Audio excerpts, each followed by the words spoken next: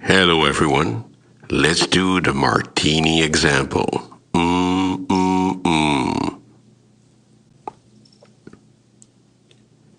After the death of Will, Bob develops a drinking problem. As you can see, this is a completely fictional situation because I already had a drinking problem. Will's death had nothing to do with it. But now I just have another excuse.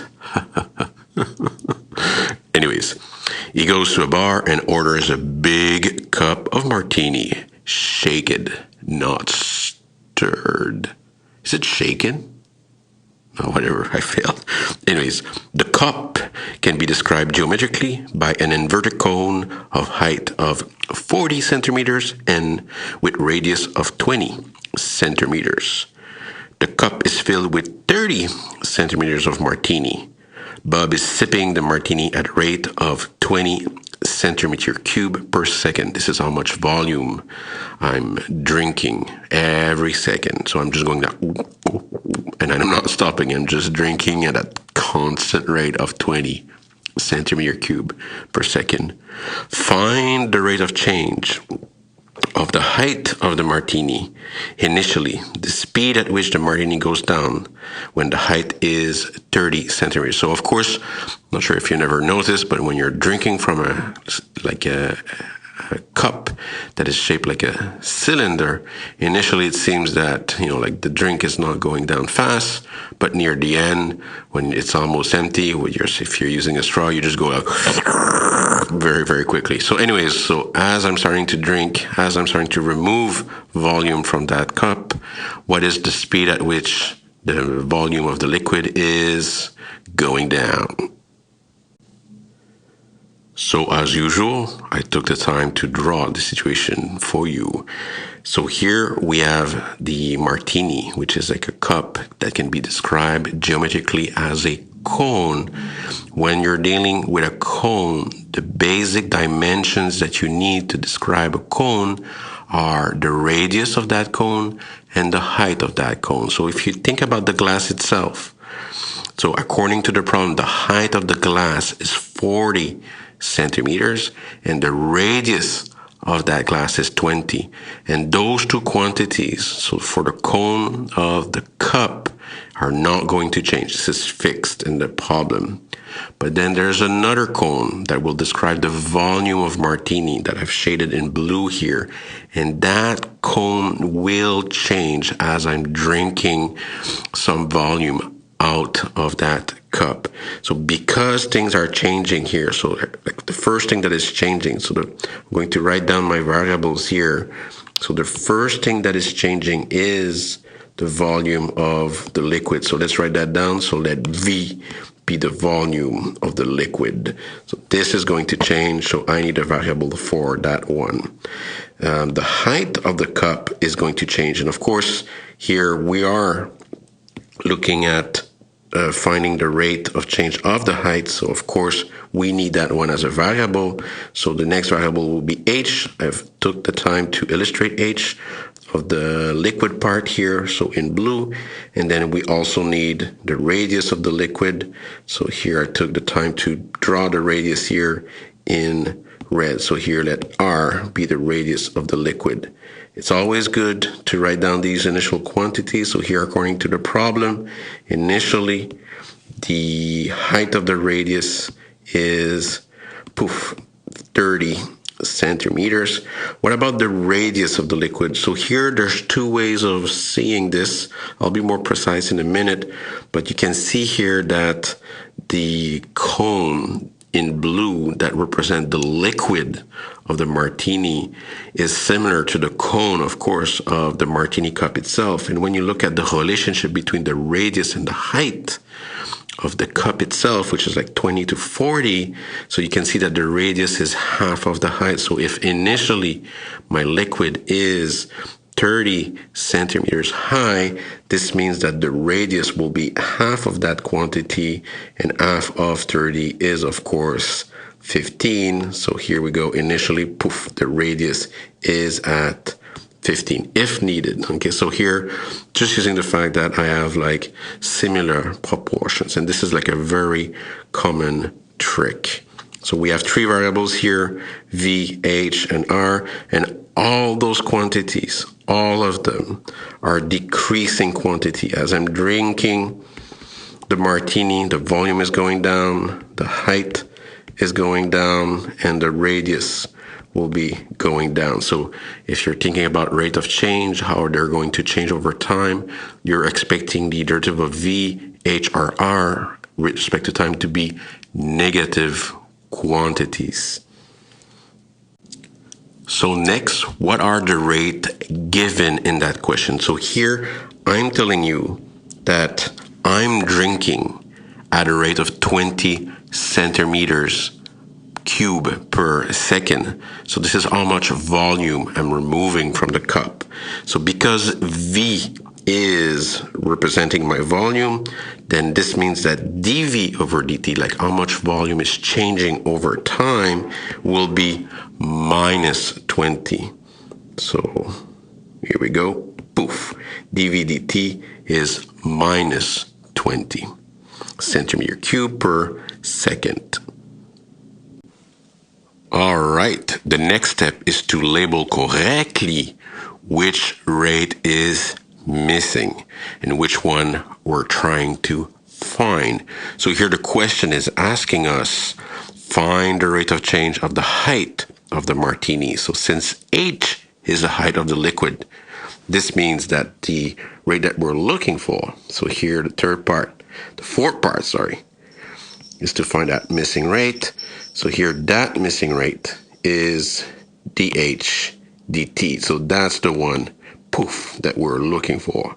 And of course, as a remark here, we're expecting this quantity, dH over dt, to be negative because it's decreasing. The next step is to find a formula that links all the variables together. So here's the next step. And because we're dealing with the volume of a cone, we're just going to use that formula to link all the variables together. So here, the formula that links everything together is, poof, V equal to 1/3 pi r squared h. So here, all three variables are together. So one thing to notice quickly here is that we have three variables, but we only have the rate of change of the volume, and we're looking for the rate of change of the height, and we don't have the rate of change of the radius. But I've already used a trick here earlier when I was looking for my initial radius value. I just realized that it was half of the height. So actually this is a trick that is very common if you have two similar triangle. What I mean by this is when you look at the geometry of your cup versus the geometry of your liquid, and if you look at the radius of your cup and the height of your cup versus the radius of your liquid and the height of your liquid, you can see that these two quantities together, they are inscribed in a right triangle or two right triangles that are similar. So here, poof, I've just highlighted this for you in yellow. So all quantities are inscribed in two right triangles, and these two right triangles are similar. I have a small right triangle where the base is R and the height is H, and I have a big right triangle where the base is 20 and the height is 40. So let's extract those two right triangles out of those cone and just have this visual 2D representation of all the information that you have that is important in this question. So what I mean by this is, like, let's just redraw this, boom. So let's just look at the two right triangles that I describe, and let's find a formula that will compute the radius as a function of height, because even if R and H are variables, quantities that are changing over time, they're not independent from each other. They are constrained by the geometry of the cup here. So here, just by using similar triangle ideas, again here, it's clear that the radius is 1/2 of the height, but in general, in a more trickier question, maybe the similar triangles will not have a nice ratio like in this example. So I'm trying to redescribe like the most formal way of finding a formula for the radius using similar triangles. So when I look at my two triangles. I could say, for example, that the small base over the big base, so here we go, so the small base would be r over 20, so poof, will be equal to the small height over the big height, so h over 40. So here we go, poof. So that's just using similar triangles ideas. So this is what I can deduce from my two similar triangles. Poof. So here the radius over 20 is equal to the height over 40. So if you isolate the radius just by multiplying by 20, you get a formula. So poof, for the radius, which will be simply 0.5 h or 1/2 h. So the radius, you can get rid of it. So, and this is very, very typical. Like if initially you have a formula that depends on more than two variables, if there's a way to get rid of one of the other variables using the constraint of your problem, do it. Okay, so you want to bring this down to a minimum amount of variables as soon as possible. So let's do some algebra together. So we know, poof, the volume is 1/3 pi r squared h. So this is the formula that links all three. But now we can get rid of r and replace it with, poof, 1/2 h. So here I'm getting rid of r. So I'm just doing the substitution game here. I know my radius is 1/2 h, so I'm just replacing r by 1/2 h. And now when you square it, 1/2 squared is 1/4. I will combine the 1/4 with the 1/3 and get a 1/12. And h squared is h squared times h. This will give me h cubed. So now I have a brand new formula that links together v and h only. So here we go, poof. And that's the formula I'm going to use in order to do implicit differentiation. So, and what's really cool with this equation here is that there's only v and h that are involved. Okay, so, and we have the rate of change of v. We don't have the rate of change of h, but this is the rate that you're looking for. So this is a very nice formula. All right, now the next step is to do implicit differentiation. So here, what do we have first? So we have our equation that is linking v and h together. So poof, v is equal to 1/12 pi h cubed. And now the idea is you want to compute the derivative on both sides. Remember here in these applied problem, it's always with respect to time.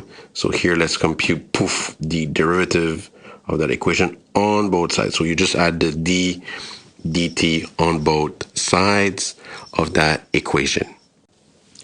So on the left, when you compute the derivative of v with respect to t, because the derivative of v is just 1, this means that the derivative of v is 1 times the inner derivative, which is dv dt. So here on the left side, you just get, poof, the derivative of v with respect to time, so dv dt.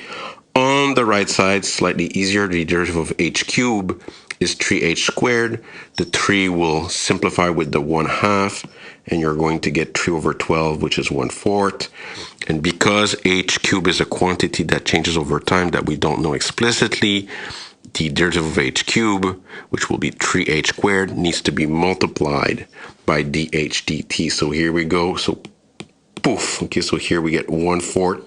So the 1/4 is just the 1/12 simplified by the multiplication by 3. Pi is pi. So h cubed becomes h squared times the inner derivative, which is dh dt. And in this equation, so this is the most important equation, we have a formula now, an equation now that links together all the variables. And the only thing that is missing, numerically speaking, is dh dt. So here, if you replace dv dt by -20 and you replace h by 30, so you're really doing your substitution game here. So that's the 7th step. So you can rewrite that equation with all the known quantities together. So poof, -20 is equal to 1/4 times h, which is 30 squared, equal to times dh dt. And the only thing you have to do is isolate the HTT. So just by dividing everything by 1/4 pi times 900, so you can multiply by 4 on the left side, divide by pi, and divide by 900. You find a formula for dHdt. So here we go. Poof.